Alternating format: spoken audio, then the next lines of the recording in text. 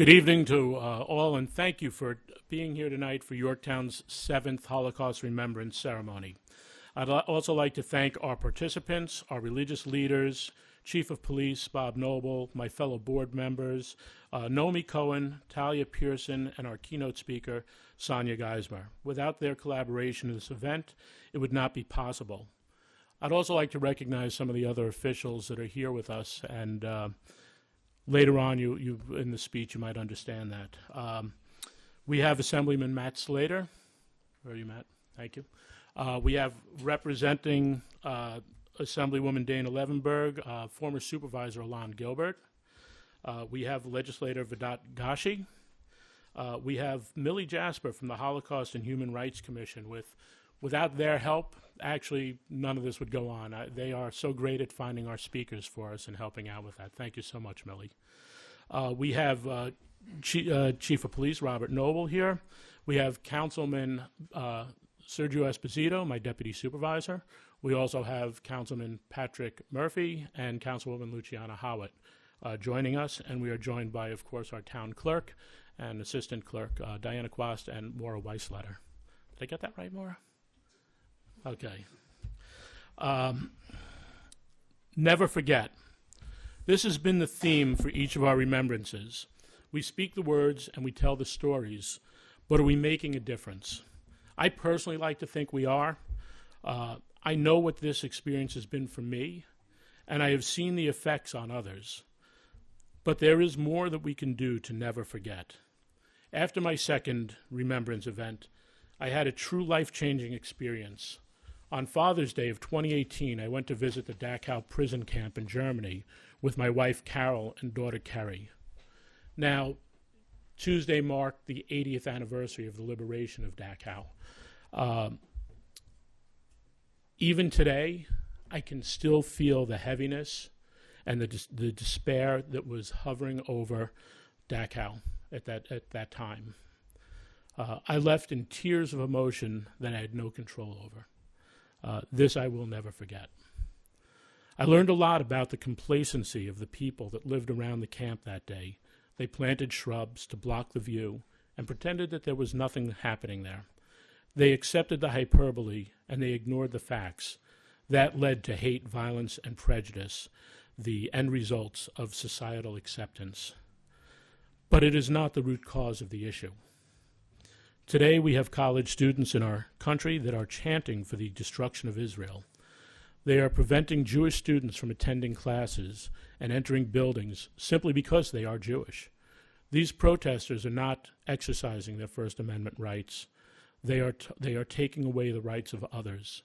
This is happening on campuses of institutions such as Yale, Harvard, Columbia, supposedly the cream of the crop in educational institutions. These students have a point of view that to me is born of hatred and falsehoods. Where does this come from? Is it a learned behavior? A conscious teaching from those in position to teach them? When has this become the standard? I had a conversation yesterday with someone in the room today, and we spoke about similarities to the 1930s that we are seeing today. While there are similarities that can be found in anything, part of that conversation was a hyperbole that is thrust upon us for political spinning. In the conversation, we spoke about book banning. It came as a shock to me when she mentioned some of the titles that she heard were banned: To Kill a Mockingbird, Of Mice and Men, Tom Sawyer. While I heard the hyperbole about the banning and how it is paramount to being a Nazi, I found through some research during our conversation, actually, that some of the bans are just to make sure the books are not available to the inappropriate age group. Other bans are for the language and the context of the time they were written, used in the book. It's very dangerous to me to ban that from being taught, to ban things that we've learned through history. And these bans were on both sides of the aisle. Even though, and we were both against them, even though we both look out a different window when we look at our politics. Our world has changed many times over since some of these works have been written. There has been growth in self-awareness. There's many in this room that have lived through the civil rights movement in our country, a major progression for our civilization. If we forget the fight, we will forget the lessons and move backwards as a society. When I was in Germany, I visited something called Rubble Hill. It is a natural hill that was made 130 feet higher when they moved the 53 million cubic feet of material and debris from the bombings of Stuttgart to this hill as a reminder. What caught my attention was a plaque at the hill that reads, translated, "This mountain, piled up from the ruins of the city after the Second World War, stands as a memorial to the victims and a warning to the living." These hills exist in every major German city. Never forget. Last year, I suggested we should look at our political leaders and those who wish to serve.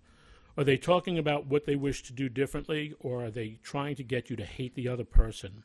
I have watched people shout down others and suggest unrest to prove that you do not agree with someone's thoughts and ideas. This mob rule philosophy is one of the most dangerous issues that our republic will face, and it will solve absolutely nothing. What is needed are more like the people here tonight, both our citizens and the public officials, that are here to learn from Sonia's experience and share it with others. People who can then listen to others' thoughts and ideas about what was presented tonight and have the conversations. We're here tonight to remember the Holocaust and to keep alive the memories so that they are shared with future generations to look to when fighting against the hatred. The Holocaust did not start overnight. Hitler ramped up the hatred of Jews for 8 years before the more radical final solution was brought forward.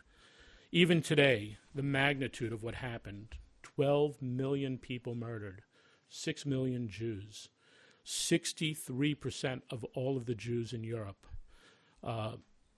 That's why we must remember.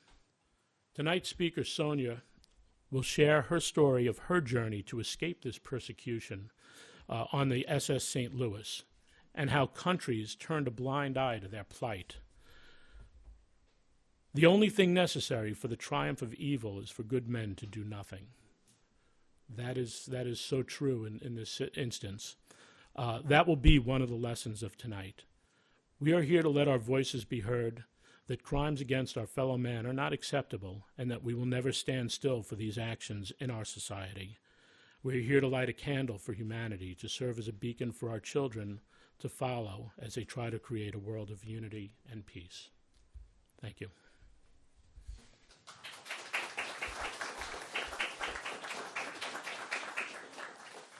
Okay. At this time, I'd like to have Monsignor Joseph Gianderco from St. Patrick's Church at Elizabeth Ann Seton for the invocation.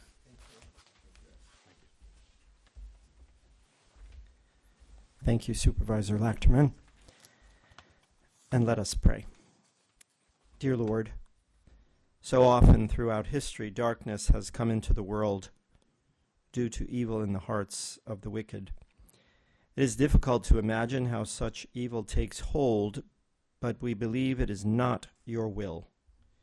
You desire love and not hatred. As we recall the Holocaust of the 20th century, we ask you to heal the human heart and alleviate suffering. We know that people in Israel and other parts of the region and the world continue to suffer due to evil to this day. We ask you, Lord, to give your people strength in time of suffering and courage and hope with the power of your mercy. May violence and killing cease. May your peace reign on earth. May good and righteous people do all in their power to alleviate suffering. Help us, each of us, to fight against evil and never forget what can and does happen when evil is left unchecked. Let us vow to never turn away from those who suffer and need help, and let us stand together as children of God.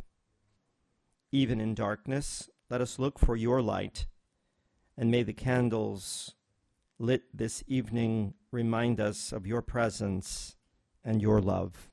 Amen. Amen.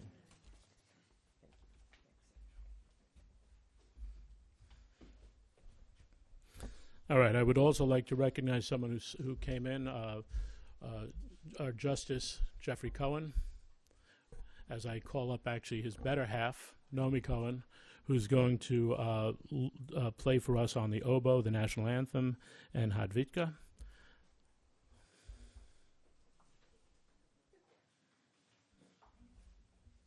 Naomi, you want me to move this to the side for you?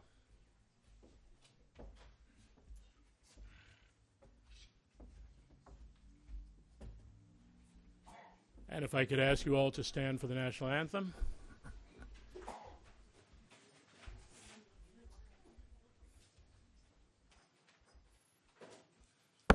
Uncover.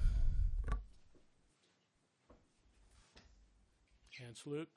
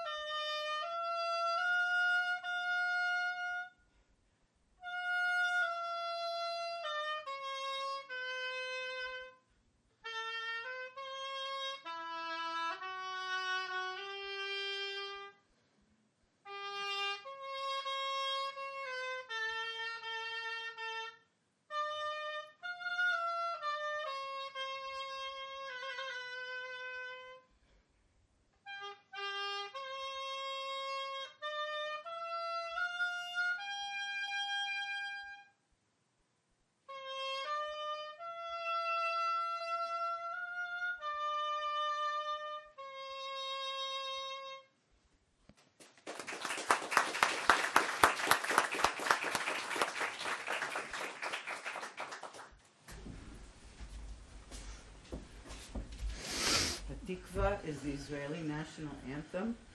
Hatikva means the hope. And as we are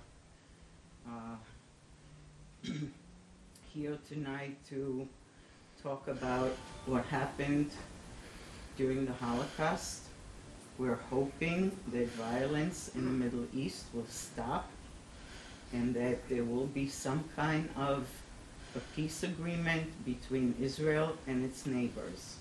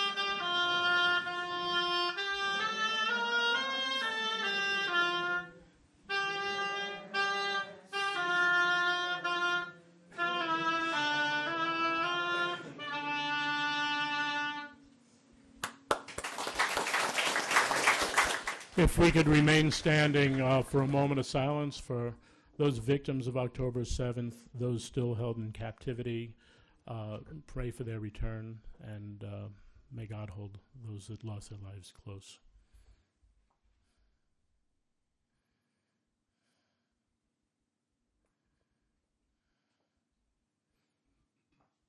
Thank you.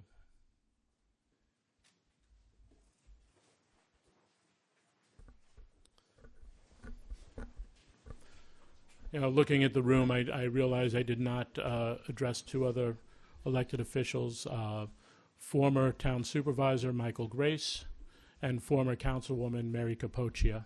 Thank you for joining us. So our next speaker is quite fitting that she follows Nomi, as it is his granddaughter, Talia. Talia, I met probably last year for the first time at this event, and she's been a wonderful speaker, gives me faith in the children of today. And without further ado, Talia, would you like to come up and join us? Thank you.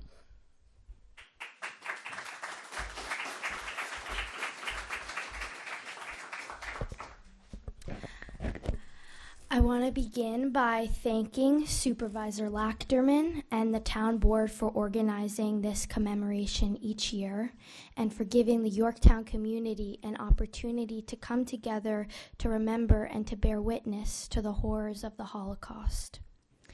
2 years ago, I was in this room as Eliza Erber shared her story. As soon as I got home that night, I wrote down everything I could remember. Her story felt sacred. A couple weeks later, I was supposed to meet my cousin, Rivka, a Holocaust survivor. As a teenager, Rivka's parents and brothers were murdered, and she joined a group of partisans in the forest of Novogrudok, a town in what's now Belarus. She managed to survive, move to the U.S., and build a life, but she grappled with the heartbreak and horror of what she experienced for the rest of her life. Just before my family and I were supposed to meet her, she passed away. Rivka's death forced me to come to terms with the heartbreaking reality that the memory of the Holocaust was slipping away. It was terrifying to think that the stories of the Holocaust could soon become lost and that future generations may be able to deny and distort this period of history. But I would have never imagined that I would see the same hate and indifference that made the Holocaust a reality in my lifetime. The kind of hate that could convince an entire regime that the extermination of the Jewish people and anyone who didn't fit into the Aryan race was not only acceptable, but necessary. The indifference that the rest of the world had to sit back as these crimes were being committed, and that leaders of most countries, including the U.S., had to turn away refugees fleeing Nazi terror. October 7th surpassed my worst fears. It surpassed many of our worst fears. That morning, terrorists stormed the Israel-Gaza border with burning hatred and a desire to inflict as much terror as possible. Civilians of all ages were murdered, kidnapped, and brutalized, not only for being Jewish, but for being in Israel, the single Jewish state in the world. Even more terrifying was much of the world's reaction. Demonstrations glorifying October 7th and calling for more terror erupted on the streets of cities across the world, on the streets of our own city, New York, just hours after the massacre. Some of the greatest champions of human rights were silent when it came to the crimes of October 7th and the continued holding of Israeli civilians hostage. And our most prestigious universities have become hotbeds for anti-Semitic hate. Just a few months ago, a history of modern Israel class at Columbia was disrupted by masked protesters who distributed anti-Semitic leaflets resembling Nazi propaganda. The type of hate that we're seeing today seems to be perpetrated by people who don't have a personal understanding of the lessons of the Holocaust or the necessity of Israel's existence. I believe that sharing personal stories has the potential to open a door for understanding and combating hate that could otherwise lead to events as catastrophic as the Holocaust. Today, we are privileged to hear Sonia's story. As Elie Wiesel said, when you hear a witness, you become a witness. And everyone here has the opportunity to become a witness to Sonia's story and to carry it and the memory of those lost during the Holocaust forward. So that gives me hope. And thank you all for being here, for giving me the opportunity to speak, and most especially, thank you, Sonia, for sharing your story with us.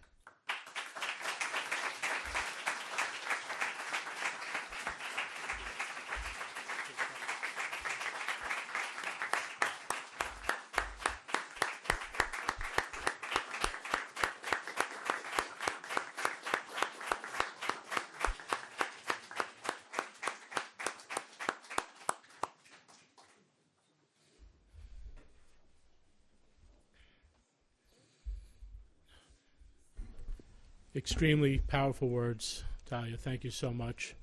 And when I speak to survivors, when I think about the people that come, the people that do this, when I think about Millie and her team, this is the reason why. Thank you. At this time, I'd like to ask our keynote speaker, Sonia Geismer, to take the microphone.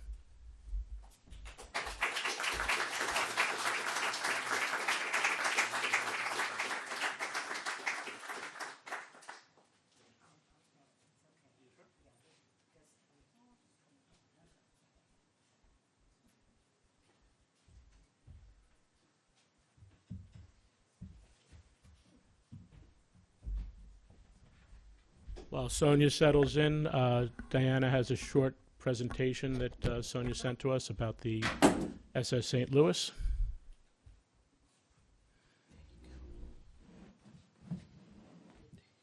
The video, yeah.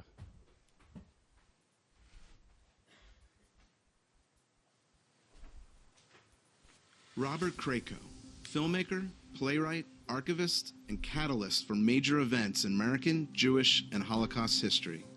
Krakow's career has spanned 3 decades where his films, plays, and archival exhibits have reached worldwide audiences in 10 countries and 4 languages.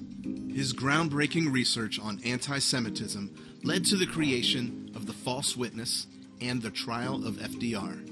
These interactive theater projects have transformed the traditional approach to Holocaust education. When I wrote The Trial of FDR, I had the idea that I was going to be able to present a set of ideas which were not in the public consciousness. As we began to have performances around the country, I gained confidence in the thinking that I had met my goals in enlightening people, having a spirited debate, insofar as the audience was sworn in as the jury, and we voted afterwards. It was very, very gratifying.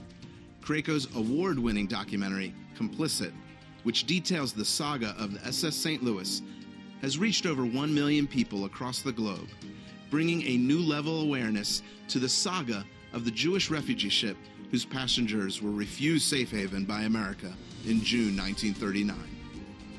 He and his foundation were the catalyst for the first ever United States apology for the refusal of America to assist the Jewish refugees during the pre-war and wartime period. To the survivors of the MS St. Louis, on behalf of the President and the Secretary of State, I'm honored to say what we should have said so long ago. Welcome.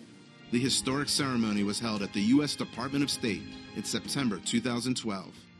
The St. Louis, we're just now really beginning to use as an educational device, thanks in almost full to Robert Krakow. So the trial of FDR is a piece of that.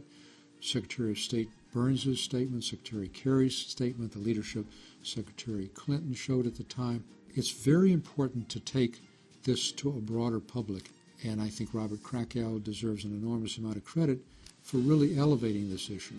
The idea that the State Department would apologize some 70 years later is almost unimaginable to that generation. So deeply held is the belief that they hated Jews, they would do anything to keep the Jews out, and that they had personal animosity to Jewish people. This was the belief of my mother's and father's generation. In December 2016, his foundation brought 7 surviving St. Louis passengers to Jerusalem for commemorative events at the Knesset, Yad Vashem, and Hebrew University. In 2018, Krako's foundation led a delegation of 5 SS St. Louis passengers to the House of Commons in Ottawa, where Prime Minister Justin Trudeau welcomed the passengers and made an official apology for Canada's refusal to grant them safe haven. More than 70 years ago, Canada turned its back on you. But today, Canadians pledge, now and forever, never again. As an archivist, he created one of the most extensive archives on the saga of the SS St. Louis, with emphasis on its importance in American, Jewish, and Holocaust history. The SS St. Louis Permanent Archive will be housed at American University in Washington, D.C. Robert Krako will continue to offer his films, interactive theater projects, and archival exhibits to audiences in the U.S. and internationally. As a keynote speaker, he will dramatize the most important issues facing the contemporary world, including anti-Semitism, immigration refugee policy, Jewish identity in the 21st century, and the legacy of FDR in Jewish history. The SS St. Louis Legacy Project Foundation is intended to be an intergenerational experience where we can in some ways unite the older generation with the younger generation on what we see as one of the most important stories in American and Holocaust history. We think the story of the St. Louis touches on so many issues regarding racism, anti-Semitism, human rights, immigration, all of which are very relevant today. So our agenda is to bring our education through drama to a worldwide student body, and happily we have become very successful in doing that.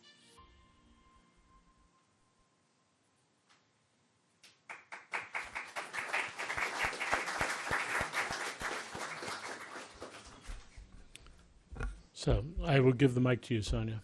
Thank you. Today is the 8th day, can you hear me? Of a week of commemorations in Israel, starting with Yom HaShoah, followed yesterday by the Yom HaZikaron, which is the Memorial Day for the IDF as well as the victims of terrorism. Unfortunately, the ceremonies that are usually held were interrupted or not even begun because of the fires throughout the Jerusalem area. That day begins the previous night with a siren heard throughout the country. Have any of you been to Israel? When you hear those sirens, oh, I see 2 hands. 3, 4, 5. It is the most chilling sound, and you cannot escape it. Wherever you are, you hear it. If you are driving, you have to stop your car, get out, and maintain that minute of silence. The following day, it is followed by 2 minutes of that same silence to remember the fallen. Today's Independence Day celebrations have also not been the typical ones because of the fires and the sorrow of not having the hostages released. So things are not as joyful because you go from from great sorrow to joy with the Day of Independence.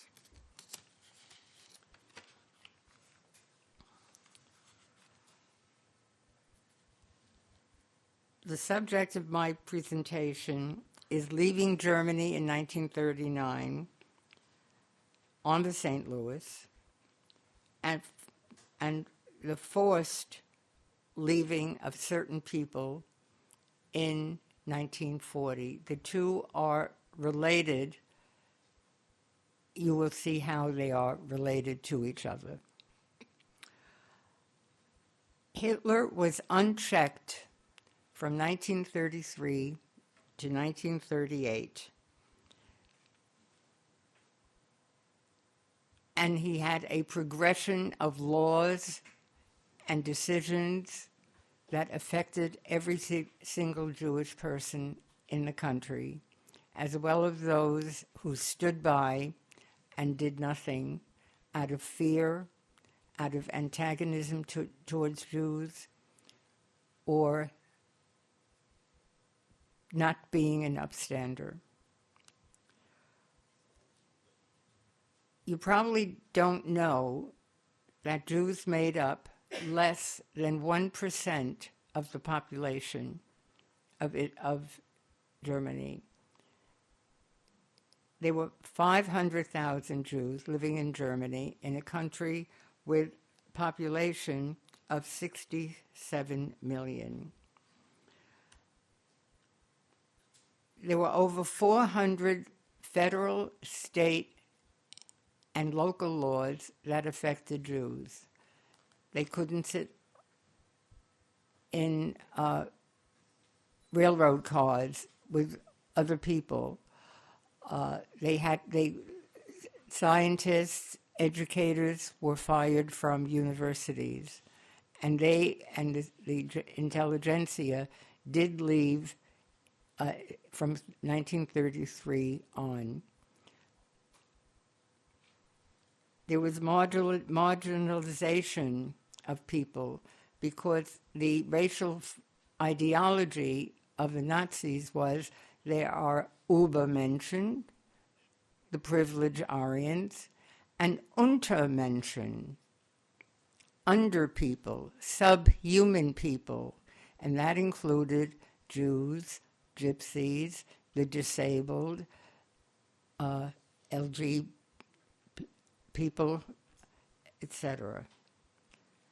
And in 1935, there were the Nuremberg laws, and part of that legislation stated that if you had one grandparent who was Jewish, you were deemed to be Jewish. So being Jewish was not regarded as your personal beliefs, what you have chosen, but a genetic signal. 1936 was the Olympics, and Germany tried to put on a very positive face, and everything was sort of cooled down. And of course, the upshot was that Jesse Owens won 4 awards. But 1938 was quite a year. And it really, when I looked at it and saw the progression of the moves that were made, they're really incredible. I'll go through them one by one. In March of 1938, Austria was annexed to Germany, so it didn't exist anymore. In July, there was the Evian Conference, which was to find countries that would accept Jews. It was really a sham because only one country, the Dominican Republic, was willing to accept them. That was July. September, The Munich Agreement, whereby Sudetenland was handed over to Germany. Sudetenland was a portion of Czechoslovakia, which had a very large German population. That now became part of Greater Germany. The following month, Polish people who lived in more or less Eastern Germany were summarily told to get out of the country, and they were literally dumped into Poland with no warning. Now, this is important because one of the family's daughter was just beside herself with what had happened to her family. So she wrote to her brother, who was a student in Paris, and told him what had happened to the family. And he was so incensed that he went to the German consulate to kill the ambassador. But the ambassador wasn't available, so he killed a consul. And, of course, Germany was very upset. So when the consul died like a day or so later, suddenly it was used, that death was used as a pretext for Kristallnacht. I'm sure that many of you did not know that it was simply a pretext of that. And supposedly these were spontaneous demonstrations, but it was highly choreographed. Synagogues were burnt, Torahs were desecrated, people's homes were invaded. It is a night I will always remember.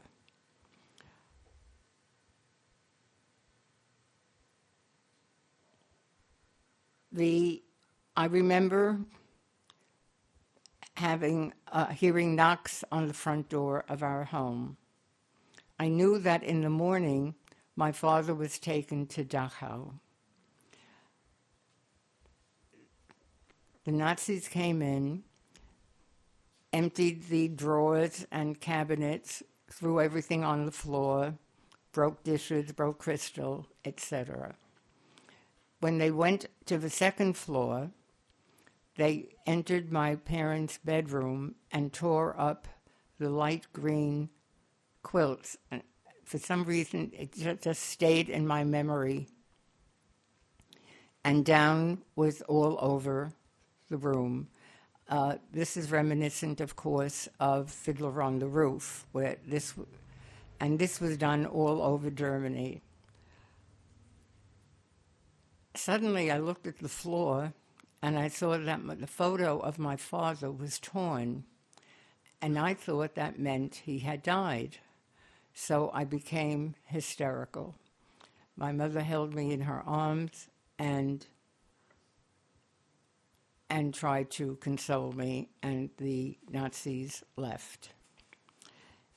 Another part of Kristallnacht was the punishment of all Jews for the murder of the council in Paris. And this is how it was handled. Jews were blamed for the death of the diplomat. So there was a 1 billion Deutsche Mark fine for his murder. The insurance for any destroyed property that was done during Kristallnacht, the insurance money would go to the government, not to those who were harmed. All Jewish businesses were closed, meaning you either sold it to an Aryan at a highly discounted price or just took the loss. Radios were confiscated for Jews. And you couldn't subscribe to newspapers anymore. You could only read the Nazi papers. This was the turning point. It was crystal clear that life in Germany for Jews was impossible and intolerable. So the big question is, how do you get out? The first thing you have to do is get a passport from Germany and all types of certificates from Germany, from the government, that included an emigration tax of 25%.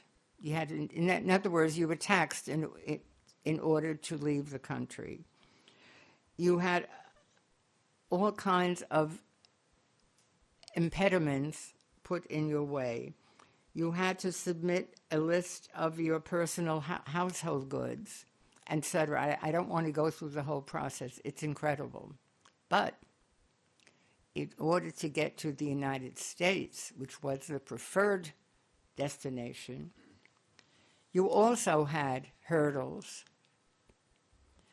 You needed the visa application. You got that by going to a consulate, standing online for hours or days, coming back day after day because they were swamped with applications, and you received a number. That number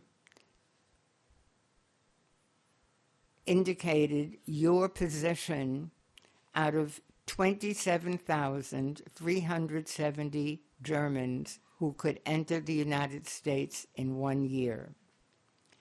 It would have taken 10 years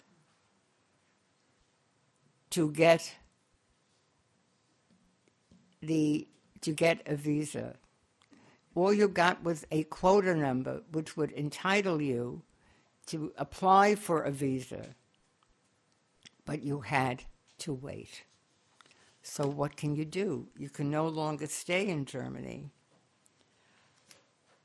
A public opinion poll in the United States revealed that the overwhelming majority of Americans opposed amending the immigration laws.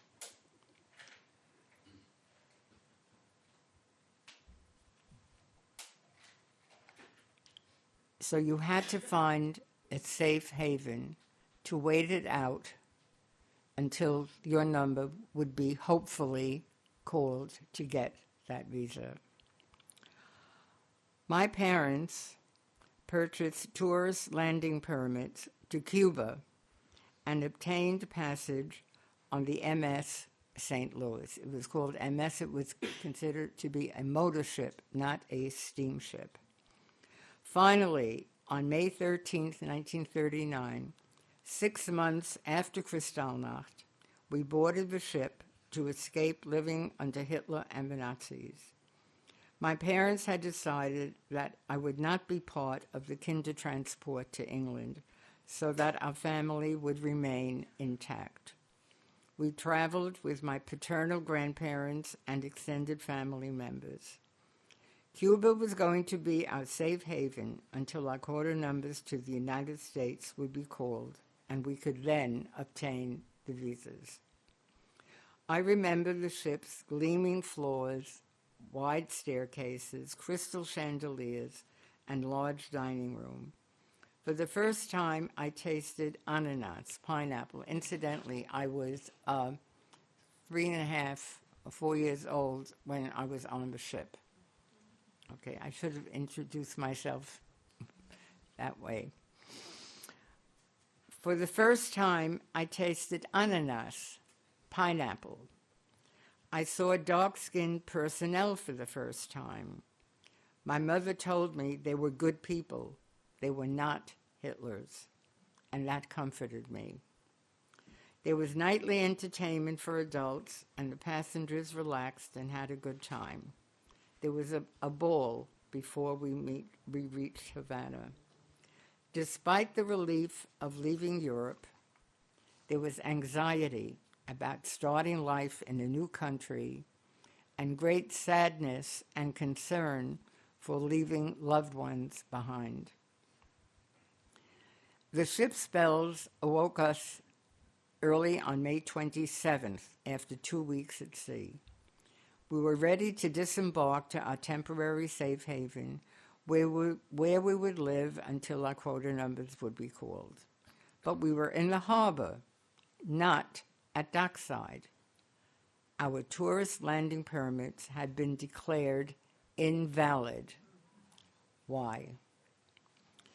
There was increasing anti-Semitism in Cuba, fueled by Nazi propaganda, and Cuba had already admitted about 5,000 refugees in the preceding years.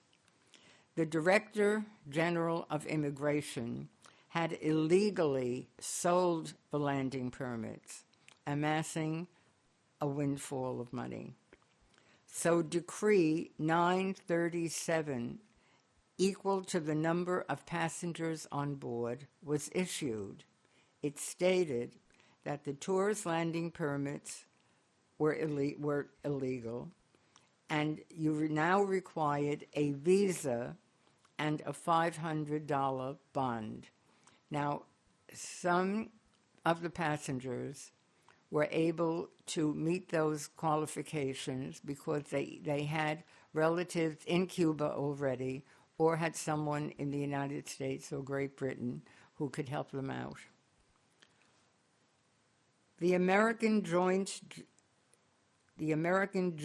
Joint Distribution Committee, the JDC, tried to negotiate with Cuban President Bru to permit the refugees to enter, but an agreement could not be reached. It's a long story, and the ship was ordered out of Cuban waters. 6 days of sitting in the harbor of intense heat, and the passengers were not accustomed to that type of heat. Despair, fear, and anguish unnerved the passengers. Fearing the worst, Captain Schroeder formed a suicide watch committee. My father joined, and the captain was thoughtful enough to write letters of gratitude to that suicide watch committee members. If the St. Louis had a different captain, who knows what would have happened? Hoping that entry into the United States would be permitted, Captain Gustav Schroeder sailed to the coast of Florida.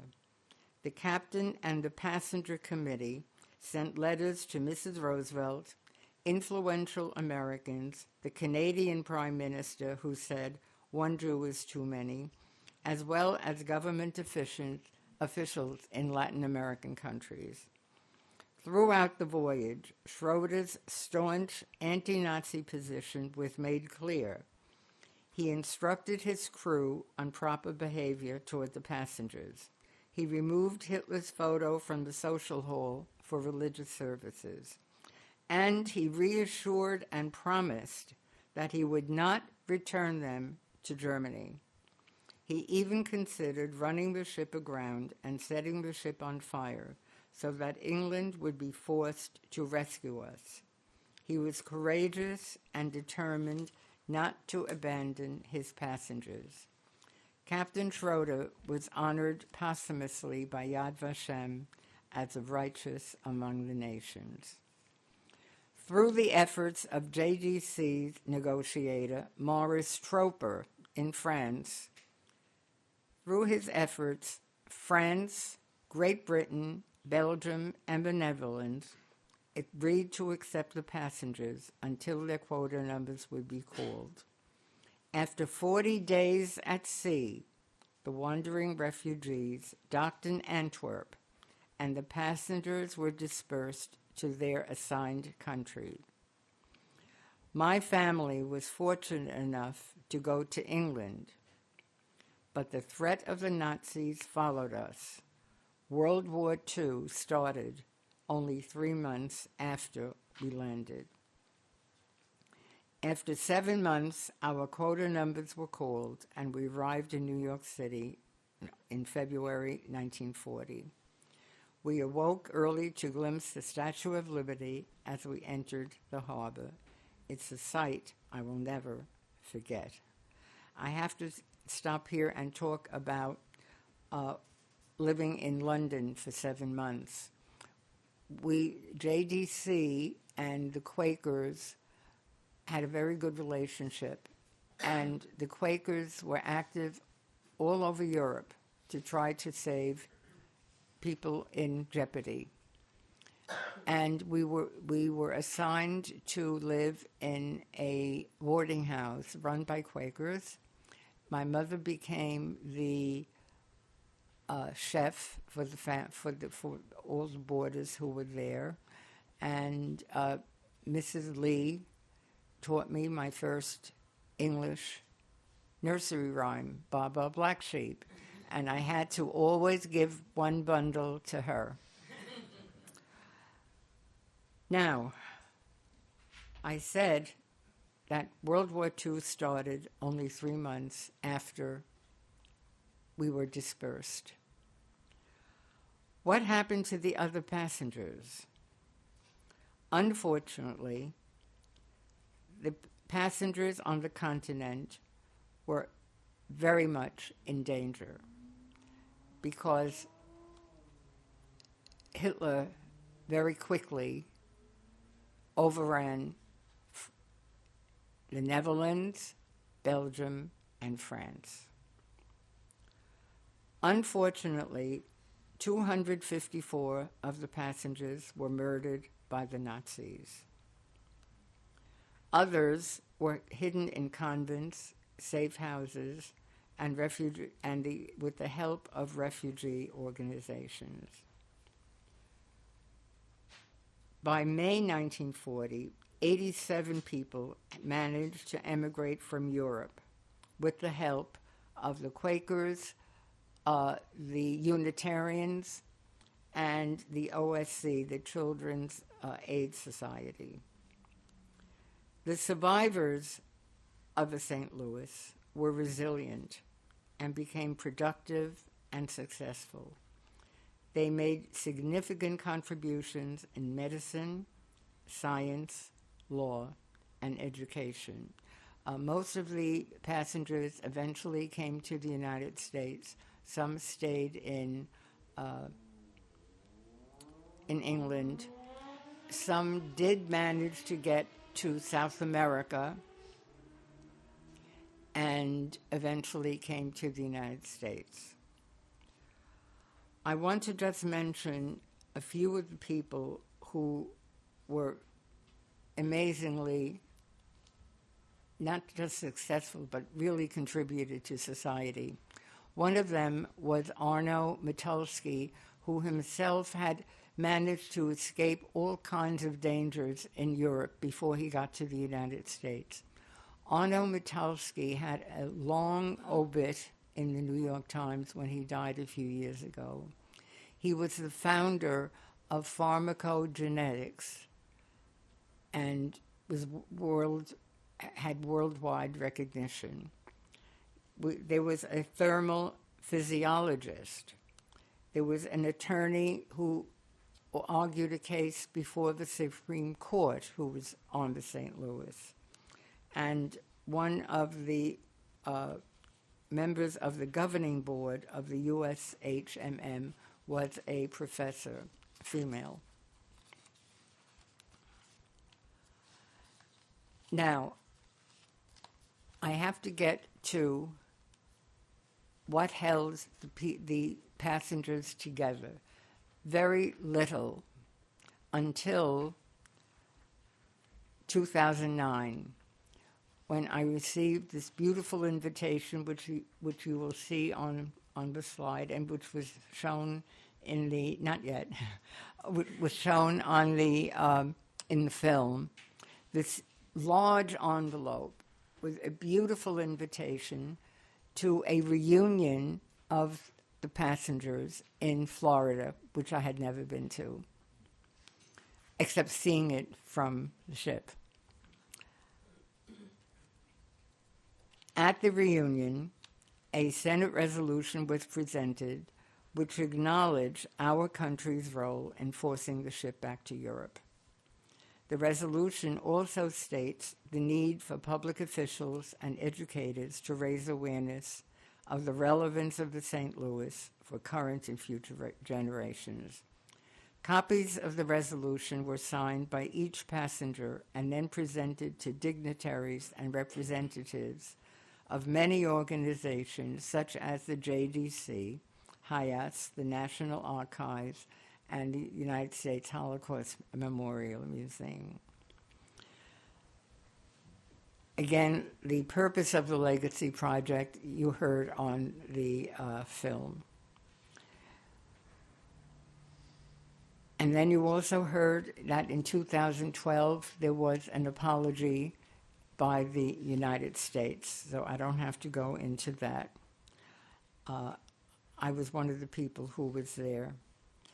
And in 2018, being in the House of Commons to hear Prime Minister Trudeau give his really an impassioned speech was truly amazing. The St. Louis symbolizes the world's indifference to refugees in crisis. It was also used as a propaganda tool by Hitler. No one wants the Jews, so Germany can do whatever it wishes. Now, that is the end of one story of the St. Louis, but I have to include something else.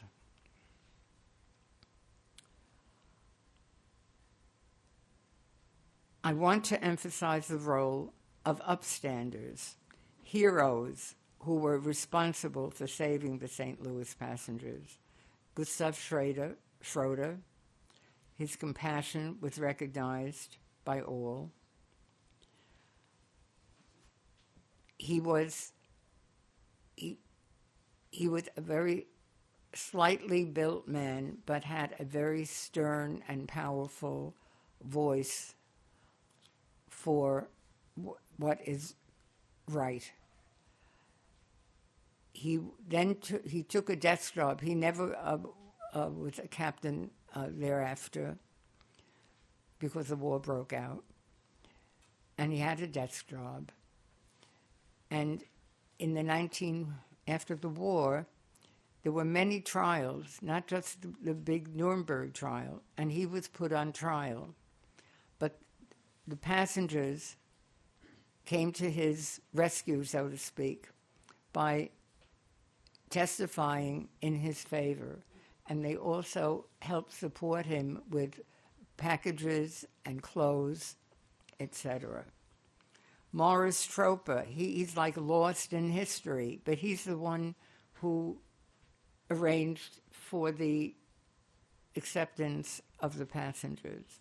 The Quakers, the OSC, other organizations. And there were others not directly related to the St. Louis, who during the war helped save thousands of people who desperately needed to get out of Europe. There were diplomats. The Portuguese consul in Europe, Sousa Mendes,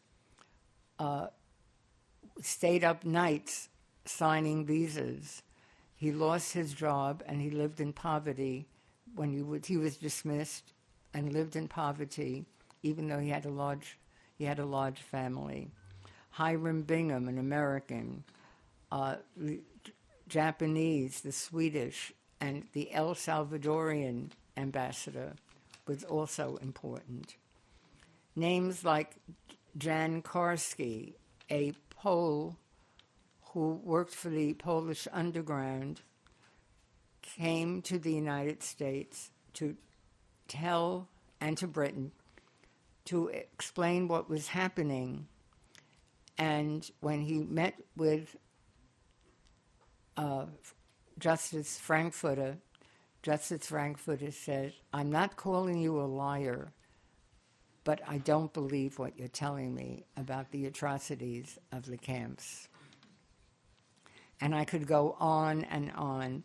The Peter Bergson group, who worked with Ben Hecht, who tried to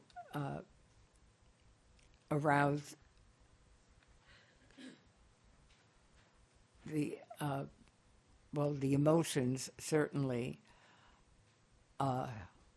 and support for helping Jews in Europe.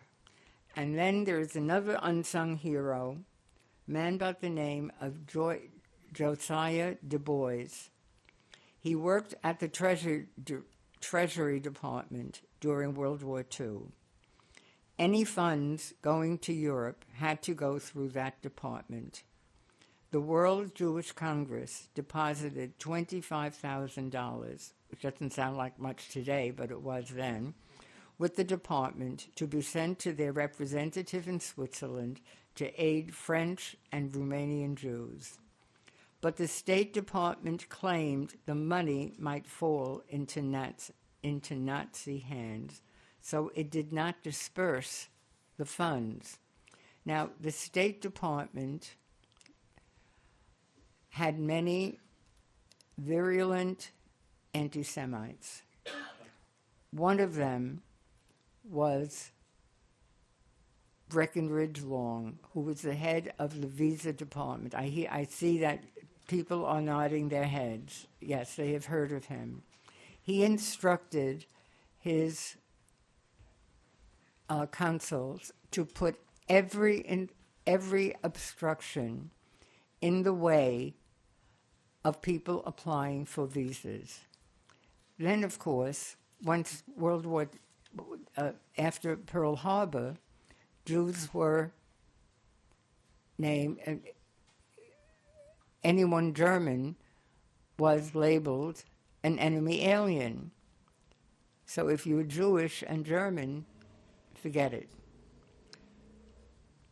In any case, Du Bois was incensed about the delay of issuing these funds. He wrote a memo entitled Report to the Secretary of Treasury on the acquiescence of this government in the murder of European Jews. He went to Morgenthau, the head of the Treasury, who then went to FDR, and as a result, the War Refugee Board was established. But that wasn't until 1944 when most of the damage had been done. Actually, Du Bois had threatened to go to the press to release his statement unless Morgenthau went to FDR. Okay, now I'm getting to the part that is not related to the St. Louis. My maternal grandparents, actually the whole family, lived in the state of Baden, Baden, in southwest Germany. In 1940, there were 6,500 remaining Jews in that state who were rounded up with 2-hour notice and one bag for each person. They were rounded up and transported to an internment camp in Vichy, France, named Gurs. I don't think anyone has ever heard of it.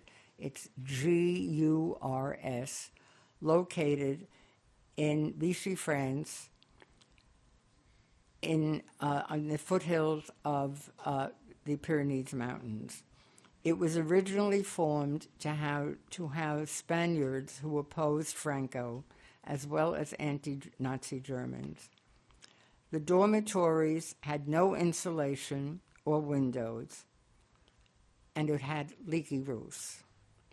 Food and water were scarce. There were now 10,000 people living in muddy conditions, and my maternal grandparents were taken there from their home in Kippenheim to this unsanitary, uninhabitable, overcrowded camp. Now, why do I go into these details? Because a book was written by Michael Dobbs entitled The Unwanted: America, Auschwitz, and a Village Caught in Between. And I think the book, which is very well written. It reads, and you can't put it down. But it really highlights the people of one small town and the impact that American policy, German policy, townspeople who either were a little sympathetic and those who were not. The book focuses on three families. The Mayer family, the father, mother, and two school-age sons, had affidavits instead of their confiscated passports. They received their visas to the United States and reached New York City in August 1941, just in time, via Marseille and Casablanca. Their older son eventually was killed in World War II as an American soldier. Another family, the Wachenheimers, had a 14-year-old daughter named Hetty. After the father returned from Dachau, it was decided to send Hetty on the Kindertransport. Her parents tried desperately to get a sponsor to get to England or the United States, but were unable to get one. Unless you had a sponsor who had to submit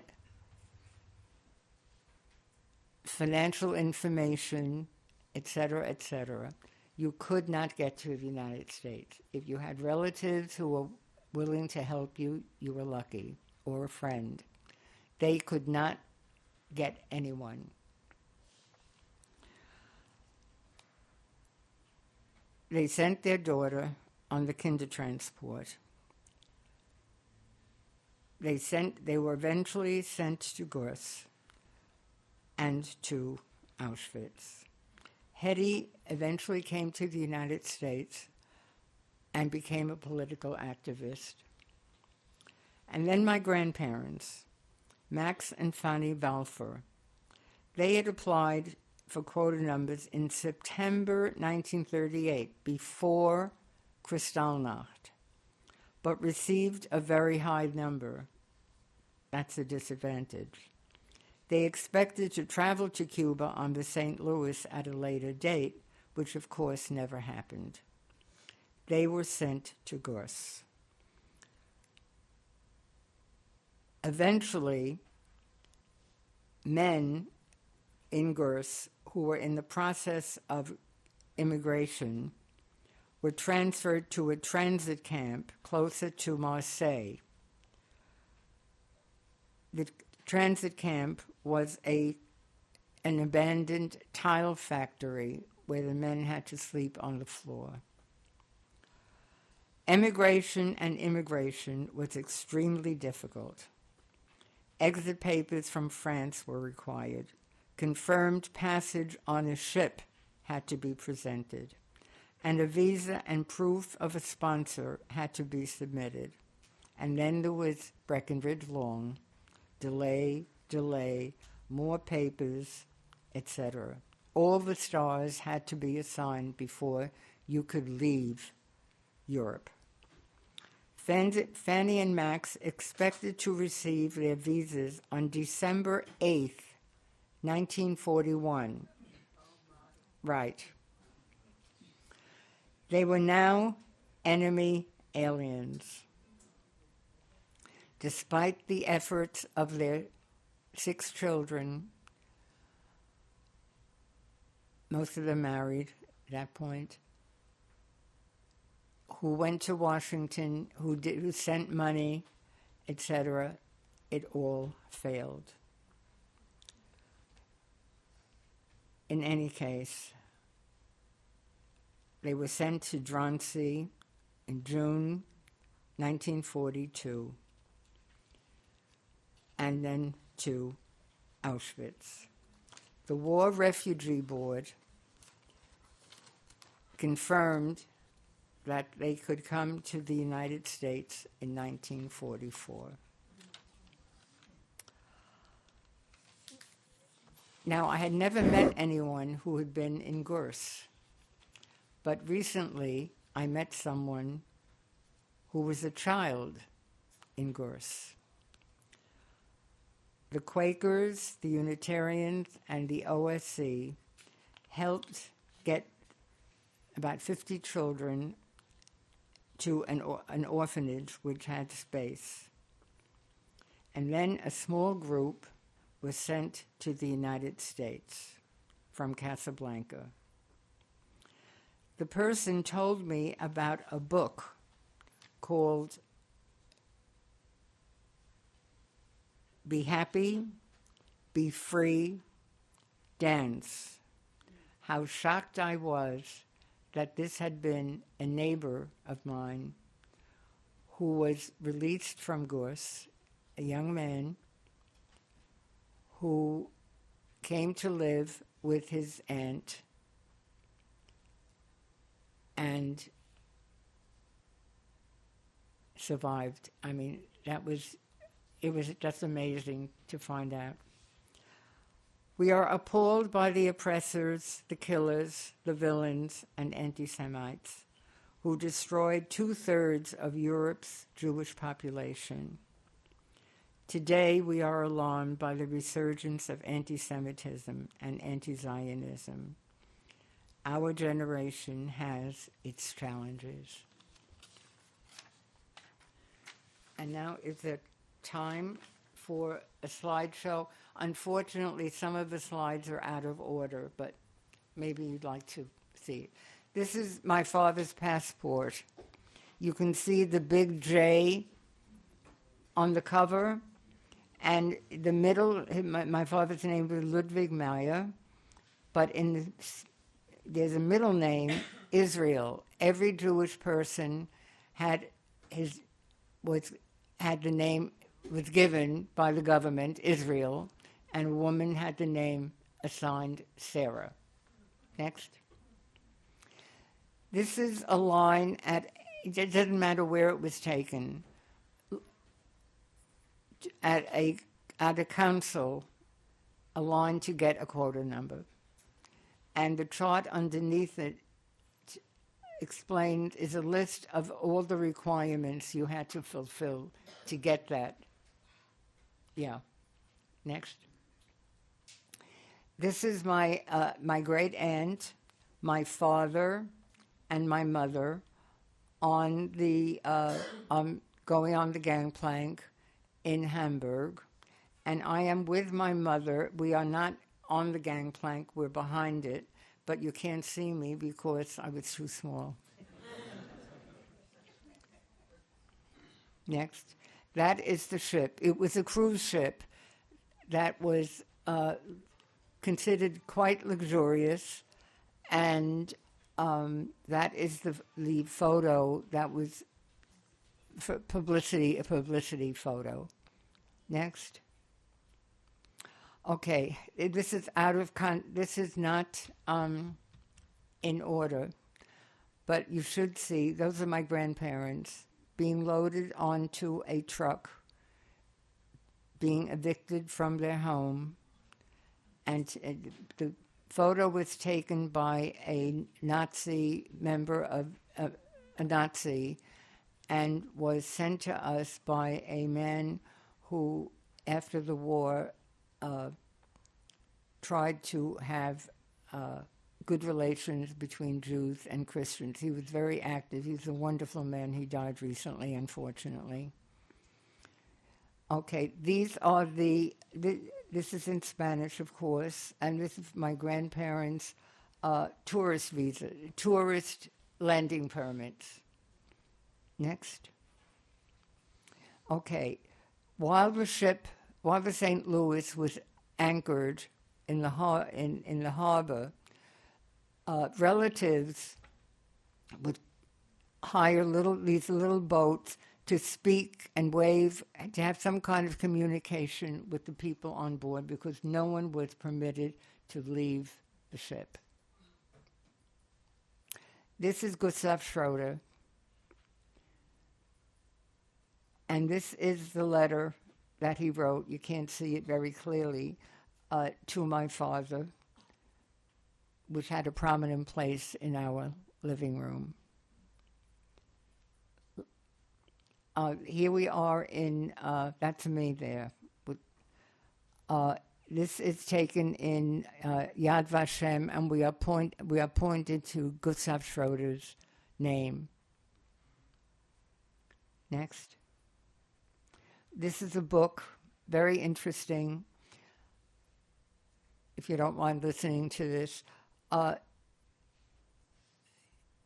two different people came to the United States Holocaust Museum to ask about their friend in on the ship, and he gave the person Sarah Ogilvy the idea of finding out.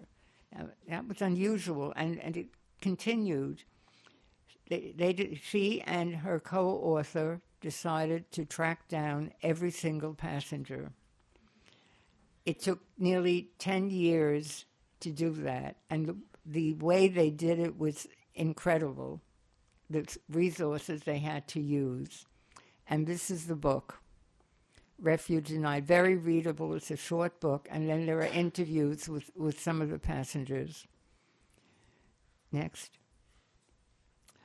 Okay, forget that. And that. Okay, this is in Washington, D.C. Okay. Next. Forget that.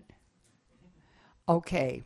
This is my grandparents' home in Kippenheim. It's been obviously upgraded. This was sent to us by that man I told you about, Robert Kreis. It is owned by a Muslim family, and the front of it is a takeout place, I think. Okay. Oh, that's the translation of the message, the letter that that Schroeder wrote. Okay. The synagogue was used during the war as a warehouse, and after the war it was restored. And this is a photo from one of the windows looking down on my grandparents' house. It was very close by. Next. Okay, and that's Robert Kreis with some people he was talking to. Next. That's the synagogue. Really quite beautiful. Okay, next. Okay, that is a photo on the St. Louis. There was a birthday party, and on the little girl down at the left, the extreme left. Next. Oh, that was the invitation. Is that beautiful? Yeah. Next. And that's the rest of it. Next. That is also in Yad Vashem.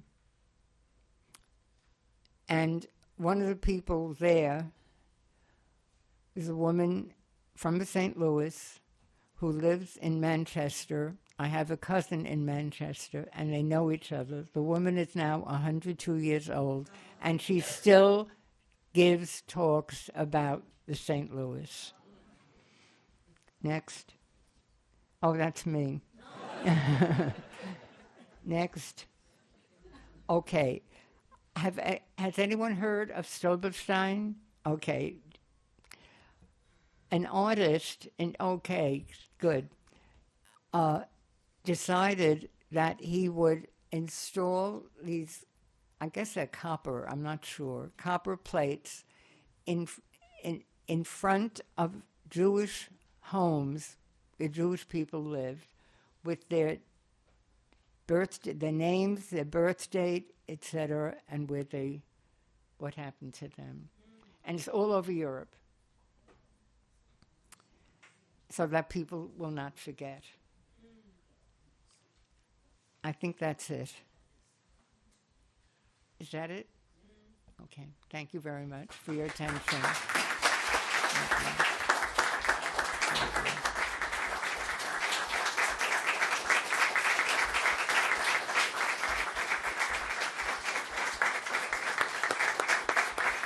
you.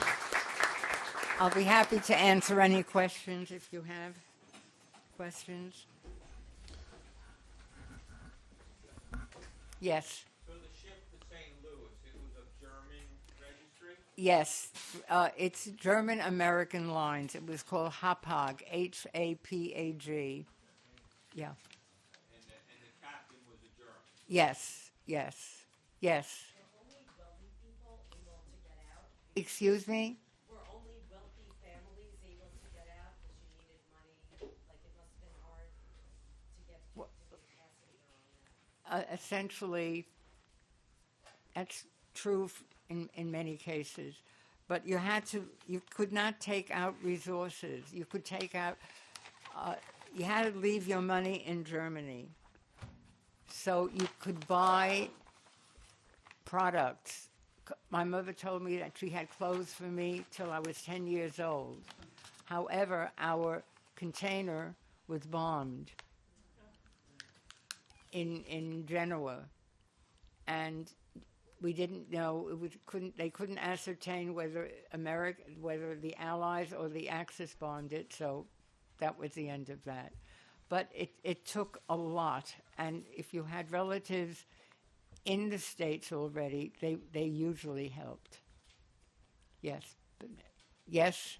At the beginning of your talk, you mentioned that right after, or just around Kristallnacht, that your father was taken from your home to Dhaka, but then later on, you said he was on the ship. So.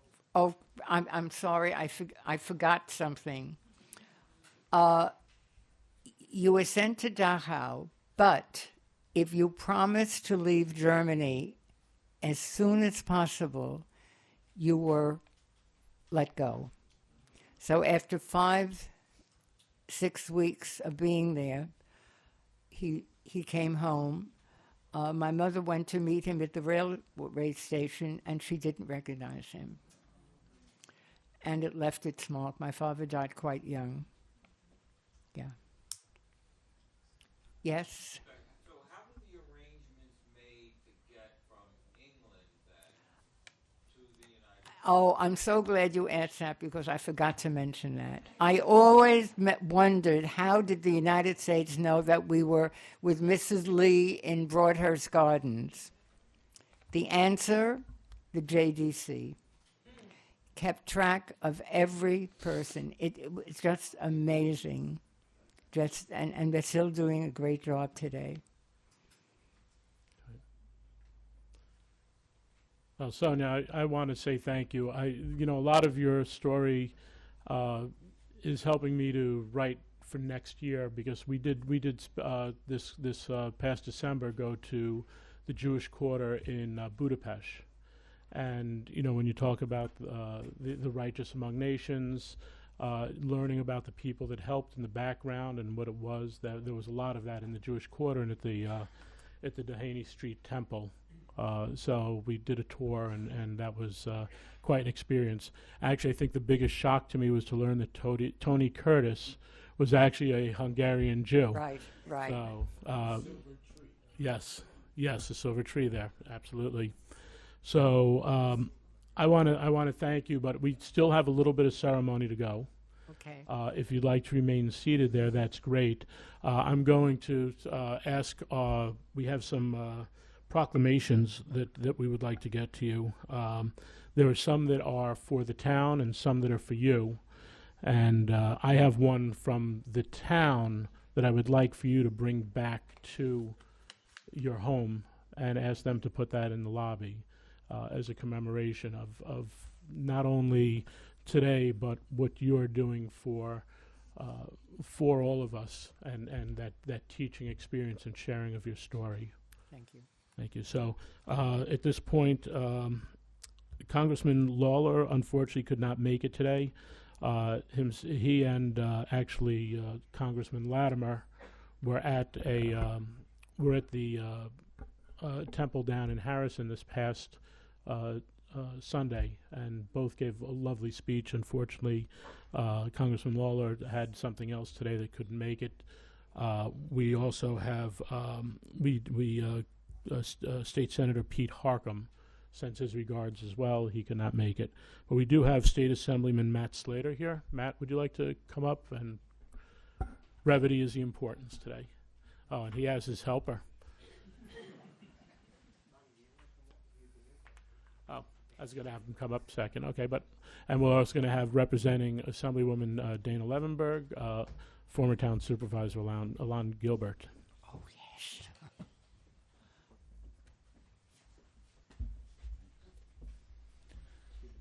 Thank you, Ed, but most important, thank you, Sonia. Thank you so much. And Ed, as you mentioned earlier, that this is Tuesday was the 80th anniversary of the liberation of Dachau. I have a connection to that, and that my dad was one of the liberators at Dachau. So it has additional meaning for me, and I just am so overcome by your story, and I thank you for keeping it alive. It's so important. It's so important. And Talia, thank you, because you demonstrate that link we go from generation to generation to generation, and I thank you for what your words today. And I've been asked by Dana Levenberg. I won't read the entire proclamation, but I will indicate that whereas we are gathered today in the town of Yorktown to commemorate Holocaust Remembrance Day, a day meant to recognize the 6 million Jews murdered during the Holocaust and the many others who resisted the genocide of their people, whereas Holocaust Remembrance Day, known in Hebrew as Yom HaShoah, was first commemorated in 1951 and has since become a worldwide event as Jews, Holocaust survivors, and the global community come together annually, not only to pay their respect to victims, but also to remember the selfless heroism of those who revolted against Nazism, including those who saved my mother and grandparents. This is from Dana. Her parents were survivors. Whereas those recognizing Holocaust Remembrance Day also acknowledge the numerous heroes involved in the Jewish resistance, including those who headed the Warsaw Ghetto Uprising in 1943, the largest organized Jewish resistance to the persecutions and genocide perpetrated by the Nazis. I'll go on. But resolved that it is duly elected member of the New York Assembly, Dana Levenberg, that Holocaust Remembrance Day is an extraordinarily important date for the message it conveys to the world, recognized today in the town of Yorktown, worthy of the commemoration of this community and the great state of New York. Dana also had prepared a certificate of merit for you personally, Sonia, indicating the keynote speaker of the 2025 Town of Yorktown Holocaust Remembrance Ceremony. Thank you for sharing your remarkable story. May we never forget. Thank you.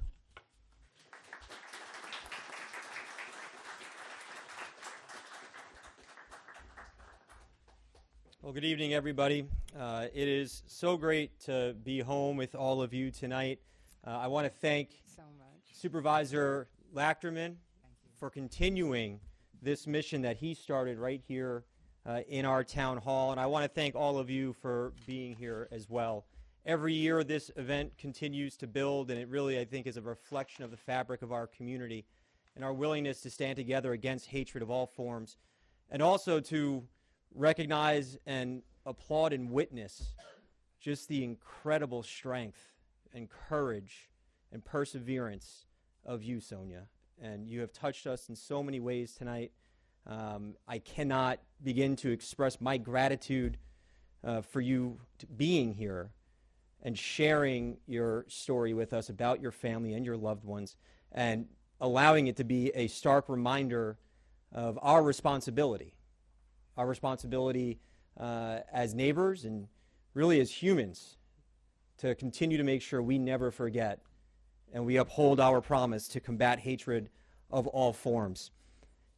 I also want to thank Talia for being here as well. She has been an incredible voice for this community in so many ways.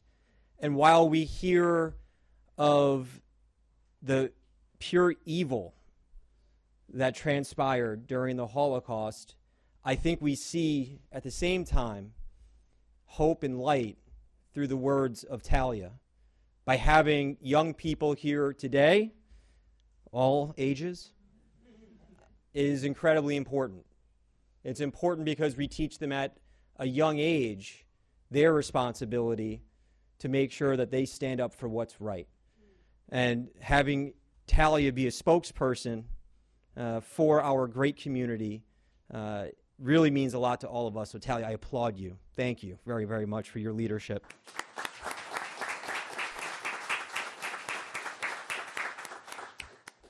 In Albany, I can tell you that we are laser focused on combating anti-Semitism and hatred in all forms.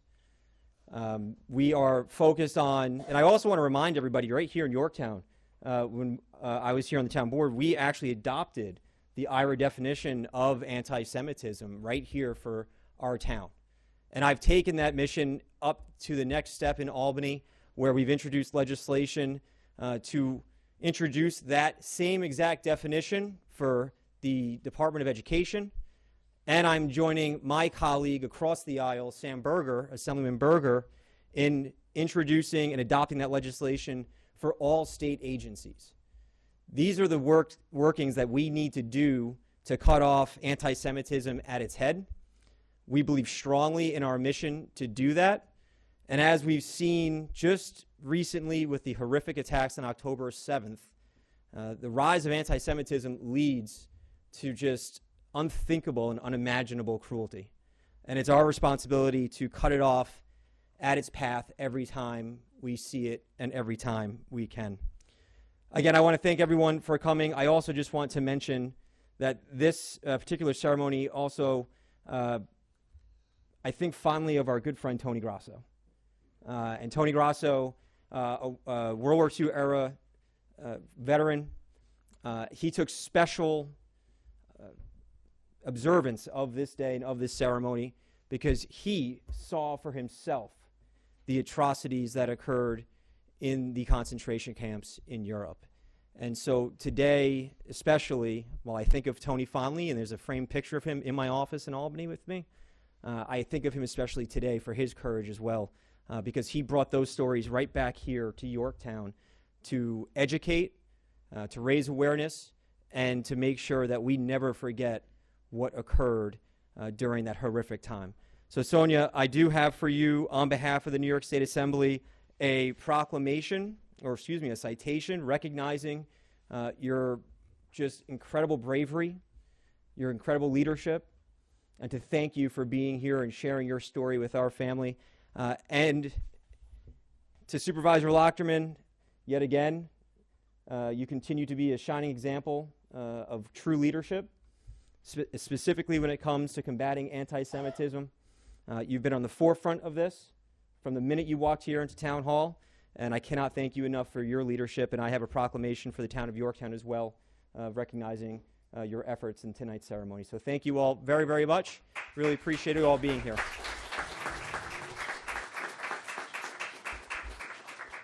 It's this one. It's that one. Yeah, don't color that one too.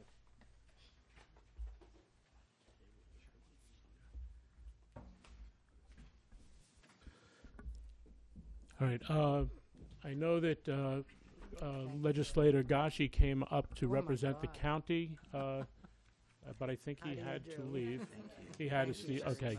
So I do want to thank Vedat Gashi, who came to represent the county, and also Ken Jenkins, and I'll thank Perry Matza because she was sending me his words from, I believe it was Lewisboro, where he spoke at a event there, a Yama Show event, and his words were spectacular.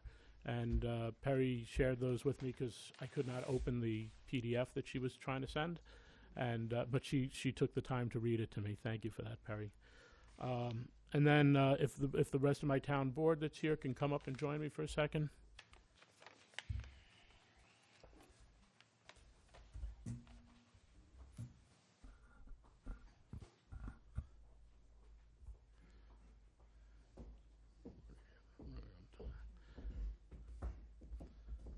All right.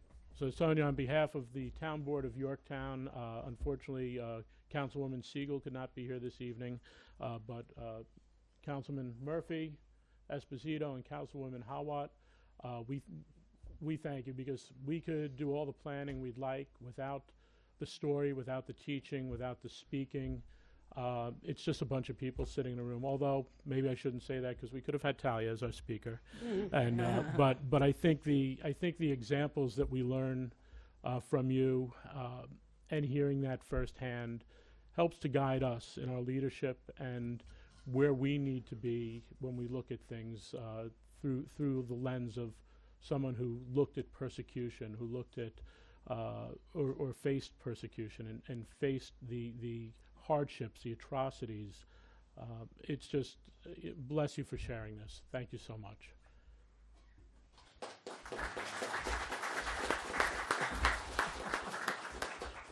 This is overwhelming. Yeah, you're going to have a lot of frames. So we come to something that to me has become very special, because we speak about light and darkness, and we speak about always needing to preserve that light, needing to be here, needing to be the spokespeople, and making sure that light never dies. We have a candle lighting ceremony that we've been doing the past few years, actually since year one, and we are going to light the candles, and then we're going to have a prayer for the candles by Rabbi Heber, which to me is also such an important aspect of this. We're going to start with our survivors, and Sonia, that would be you. But I'm going to ask someone to join you, because her husband, who just recently passed, was our first Holocaust Remembrance speaker in 2017. So I'd like Perry Matza to come up as well.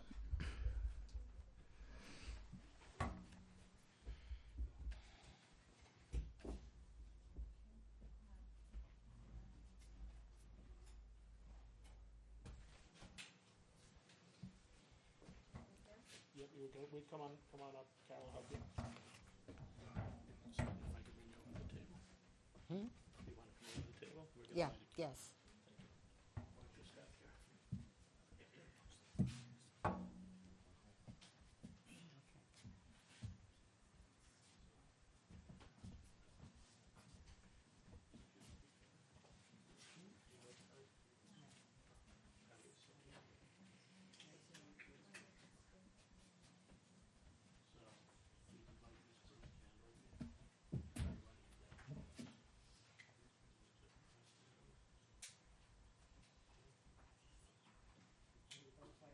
You're both lighting the same candle, yes.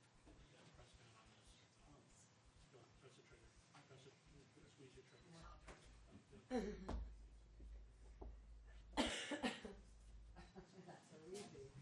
Want some help, Sonia? Ready?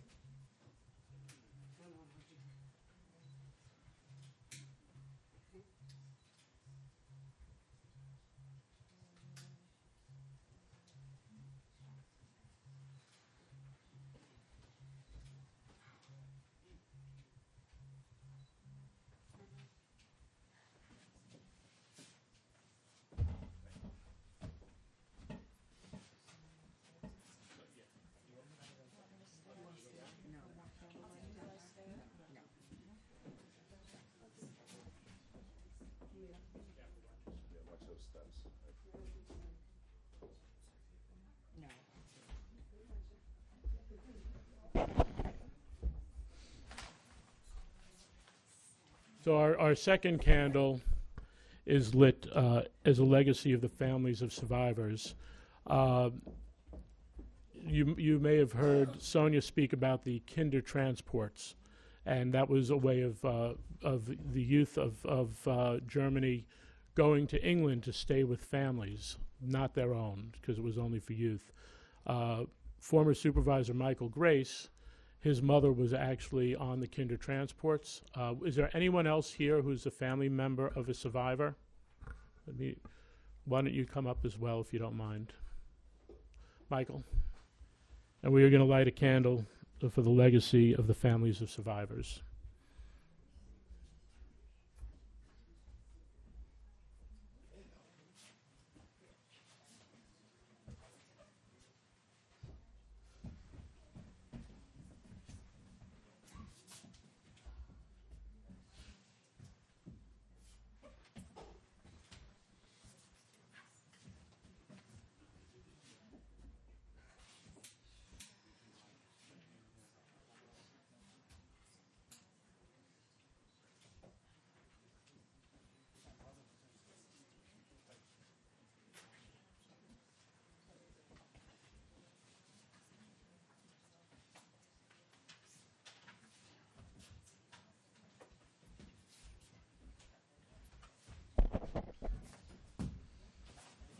So this is the one that Matt had spoken about with Tony Grasso, who recently passed. Tony would usually light this candle for us. At this point, I'd like to ask any veterans in attendance to come up. Yes. Something I forgot to mention before. Nomi is actually a veteran of the IDF. So. We have other veterans. Eugene, come on up. Any other veterans here? There you go. You're gonna get your own lighter this time. Oh, that's right. Matt Slater is considered a veteran of the Navy, as he's in service more than a year.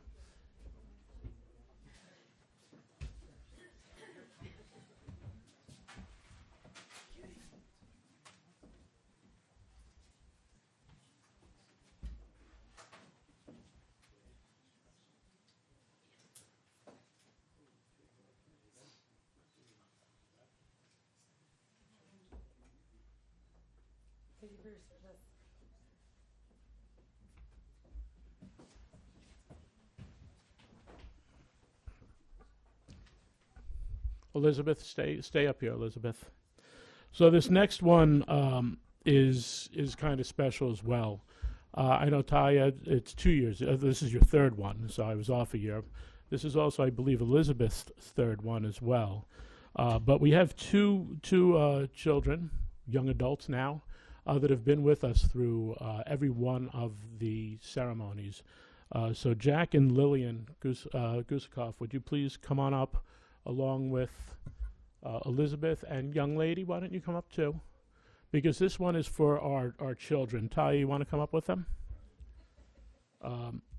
This is in honor of tomorrow's children.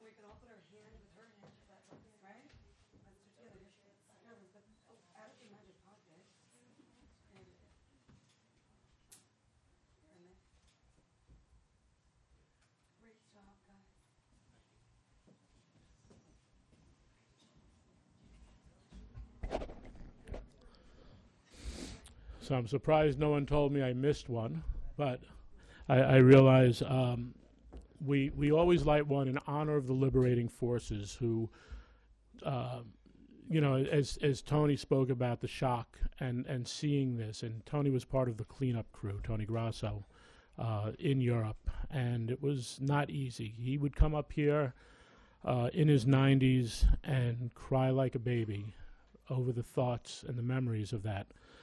So today I wanted, in his honor, to ask the Sons of the American Legion to come up, and I'd like Alon to come up, as he is a son of a survivor as well, and a former member of the Sons. Liberator, sorry. Thank you.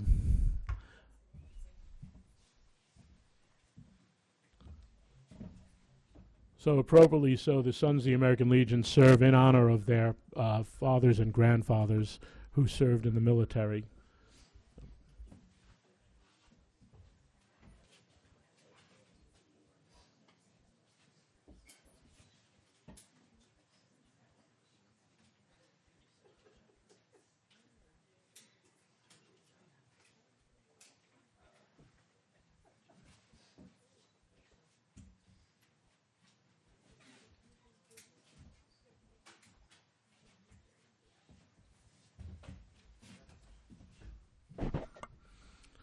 Okay, and for the final candle, this is a lesson for the public officials. This is a light that we need to keep shining. This is to me my main purpose in doing this is to make sure I keep my path straight, and those around me can learn the lessons that they may not have learned as children, like I did, living with relatives with the tattoos, the numbered tattoos, and having that as a part of life. So I'll ask any elected official in the room to come up. Matt, I see you. I'd also like Chief Noble to come up. Oh, I did not see her come in, but of course to see your daughter, we have Judge Avia Cohen-Pearson. Guys.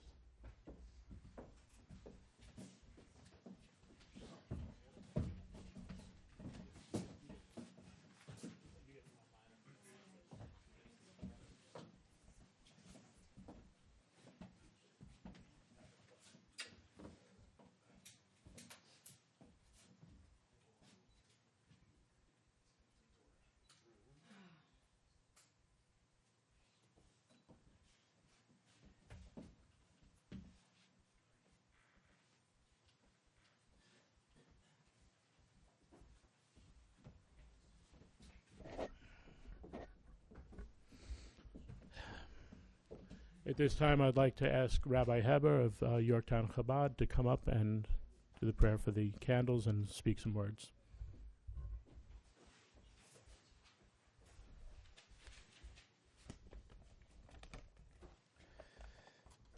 Thank you, Ed.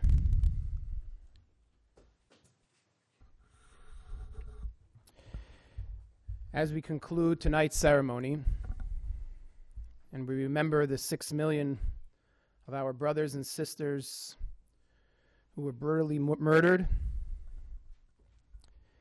and the millions more who suffered unspeakable horrors during the Holocaust, we stand in their memory.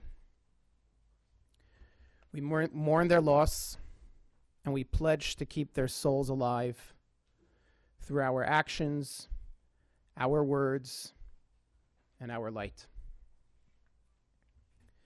In a world that feels dark, where hatred, anti-Semitism, violence, and confusion spread rapidly, we must learn from the past more urgently than ever. The Holocaust did not begin, as mentioned, it did not begin with gas chambers. It began with words, with silence, with good people minding their own business, while evil grew louder and more brazen. It began with darkness being left unchecked. Today we must recognize that silence is no longer an option. Being a good person quietly in the corner is no longer enough. Goodness must make noise, kindness must be loud, and respect must ring out from every town square, every pulpit, and every home. There are so many good, kind, and decent people in our communities, but too often it is the troublemakers, the haters, and the cynics who are the loudest. Let us turn that around. Let us flood the world with the noise of goodness. And let us flood the world with the music of kindness. Let us flood the world with the light of compassion and truth. Every act of goodness we do, every smile we offer, every injustice we call out, every kindness we perform, adds another beam of light into this dark world. And light, as our tradition tells us, even a small candle can push away much darkness. Today we remember not only how much evil can destroy, but how much good can build. We remember the sacred souls lost, and we pledge that their memory will fuel a world that is louder, brighter, and more filled with goodness than ever before.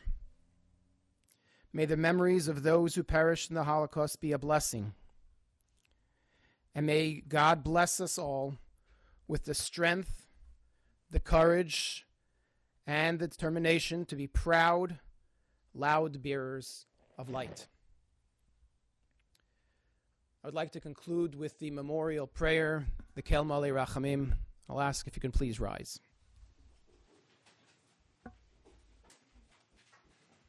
I'll first say it in Hebrew and translate it into English.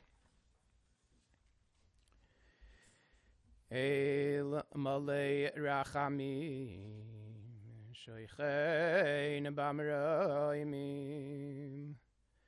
HaMitzei Menucha Nechayin al Kanfei HaShchina, B'malais Kedoshim Utahoirim, Kizoyar Harakia Mazhirim, Es Nishmot, Achenu B'nei Yisrael HaKadoshim.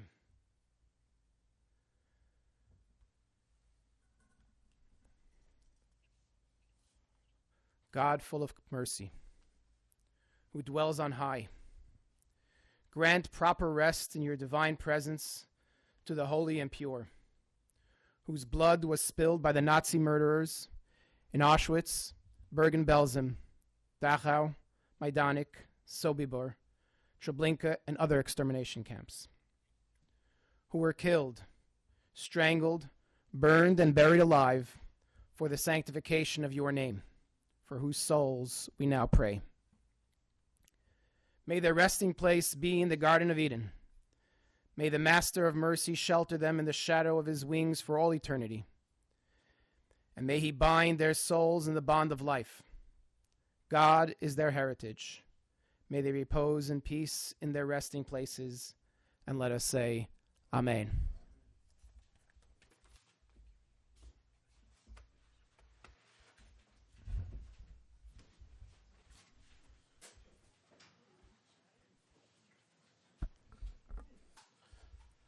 So, on behalf of our town, I'd like to thank Sonia for being here tonight and sharing her story. I want to give a special thank you to former Supervisor Michael Grace for supporting this at its inception, and to the memory of Supervisor Tom Diana, as he was inspirational in his desire to learn from these events. I also want to thank you all for coming here tonight. Indifference makes you a willing participant in the events around you. And tonight we heard a story from a woman that knows that more than any. We heard about a true group of refugees that were fleeing for their lives, the true need for asylum that was ignored and refused. It is important that we share this as well. When you look at lack of respect for life in the world today and the reasons that people are killed, it is hard to comprehend how we get to that point. I think that it lies in the teaching, or should I say the lack of it. It is why we as a group have brought this program to you, so that you could remember where certain paths will lead. That spirit and desire to hear this story and share this story is why you have all come, so that we can spread the message of love and life instead of hate and death. It is only by this desire and this remembrance that hopefully will keep our children following the light instead of falling into darkness. And if I may once again thank Talia, Sonia, all of our participants tonight, Rabbi Heber, Monsignor Gianderco, Nomi Cohen for her beautiful oboe playing, Paul Martin for actually going down to make sure our speaker got here today, and most importantly, my wife Carol, who supports this every year, helps me with the organization, the setup, listens to my speeches repeatedly, and is just so supportive of what the lesson and the message is here. And Bob, thank you for your security, and for the gentlemen. Thank you, Diana and Maura, as well, for the room. In the back of the program, it states that they did some wonderful work as well. But thank you all. Thank you, Yorktown. Thank you, Carol, who walked out on me. And God bless you all for coming today. Thank you.